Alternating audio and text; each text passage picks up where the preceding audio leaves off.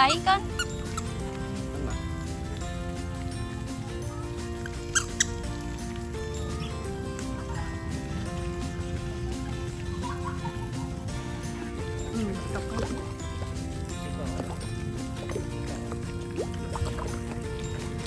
Kèn thơ ấy thì đa ra đông thmò bò đại trời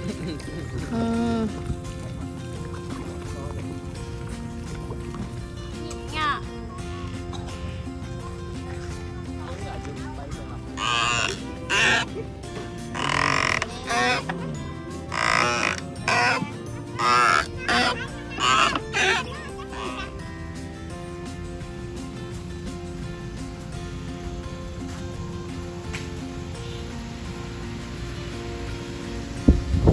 Ô, chắc bạn tự sò sò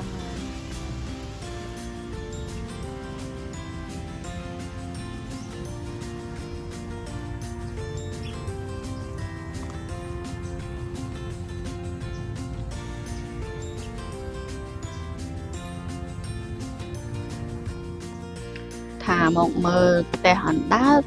một lên hẳn đáแต่สลับแต่อดเคยอันดาเคยแต่แต่หันดาดังอันดาแต่ปูนเลยนะ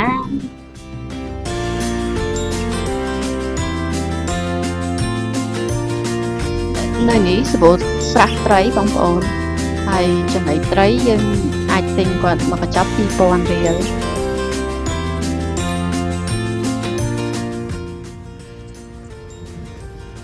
មកដល់ផ្លូវទៅរកស្រាប់តែបងប្អូនមុននឹងរកផ្លូវអត់ឃើញបែងតើមើលផែនទីសុខគេម្ដងទៀតទិញឆាត់មួយសាគួរ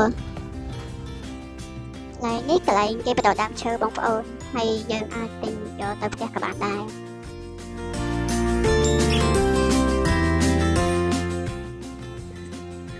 ថាភ្លៀងមែន